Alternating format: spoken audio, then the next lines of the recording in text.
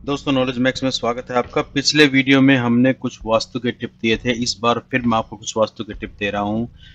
भूल कर भी ये तस्वीरें जो मैं आपको बताने वाला हूं अपने घर में ना लगाएं।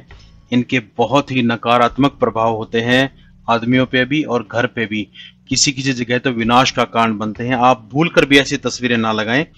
ये वास्तुशास्त्र के हिसाब से है। एक डिस्क्लेमर उससे पहले जो कि आप इसको रोक के पढ़ सकते हैं कि डिस्क्लेमर हम दें कि ये डेटा हमने कहीं कहीं से कलेक्ट किया है।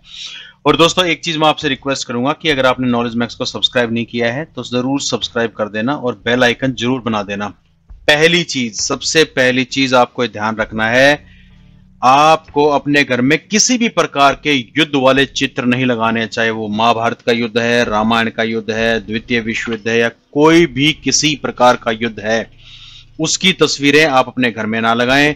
इससे वास्तु के हिसाब से तो गलत है ही, वैसे भी इससे जनरली आदमियों में एक एग्रेशन की भावना आती है।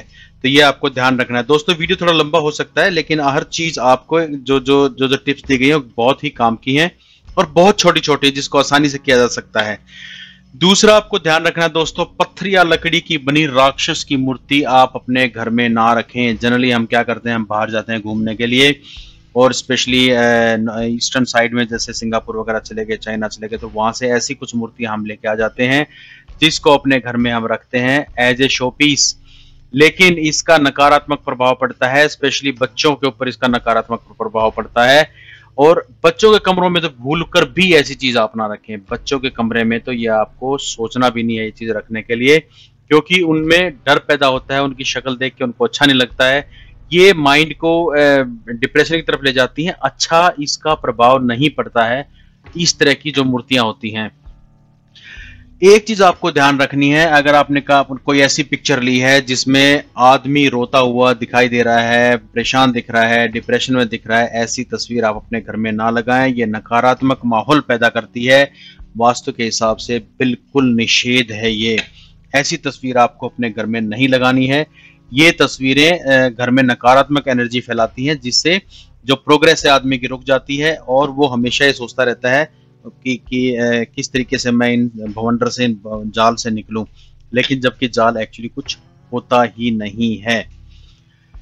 दोस्तों, अगली चीज है, आपको ये खास ध्यान रखना है कि आपको अपने घर में जो निम्न कोटि के जो जानवर है, निम्न कोटि का तो मैं नहीं कहूंगा, लेकिन जो जानवर हैं जैसे सुअर है, सियार है, सांप है, गिद्ध है, उल्लू है, कौवा है, बाज है, ऐसे ऐसे पक्षी मैंने बहुत बार देखा है। लोग इसको स्पेशली जैसे उल्लू की या सांप की कोई पिक्चर या गिद्ध की कोई पिक्चर अपने घर में लगा लेते हैं।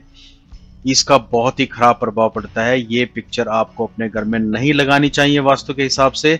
चाहे वो सुअर है, सियार है, कोई भी है, आपको लगानी है। आप गाय की पिक्चर लगाइए, आपको लगानी है आप हिरण की पिक्चर लगाइए, दौड़ते हुए घोड़ों की पिक्चर लगाइए। तो इस तरीके की पिक्चर आपको लगानी है दोस्तों। ये ऐसी पिक्चरें आप मत लगाएं जिसका प्रभाव अनुकूल ना हो। एक चीज आपको बड़ी खास ध्यान रखनी है, मैंने बहुत बार देखा है, अपने फ्रेंड्स के यहाँ भी देखा है, कि जो आपका मंदिर होता है उसके साथ में ही आप पूजा करने के लिए अपने पूर्वजों की तस्वीर रख देते हैं। दोस्तों, ये एक आपकी श्रद्धा के हिसाब से बहुत अच्छी बात है, लेकिन अपने पूर्वजों के चित्र को देवताओं के साथ ना रखें। प्लीज अपने पूर्वजों के चित्र को देवताओं के साथ बिल्कुल ना रखें। उनकी शक्ति कम ना करें। पूर्वजों की शक्ति बहुत ज्यादा पावरफुल होती है।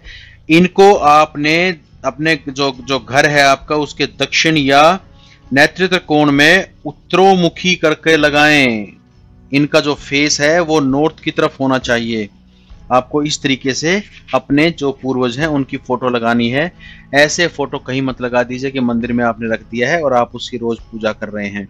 दोस्तों, ऐसा ना करें। ये छोटी छोटी चीजें हैं, ऐसी ऐसी चीजें अगले वीडियो में आपको ये बताऊंगा कि ऐसी कौन सी चीजें हैं, ऐसे कौन सी पिक्चर है, निशान है, जिसको आप लगा के घर में समृद्धि प्राप्त कर सकते हैं। तो दोस्तों, नॉलेज मैक्स को सब्सक्राइब करना और ऐसे वीडियो मैं आपके लिए लेके आता रहूंगा। Thank you much. जय हिंद। Take care.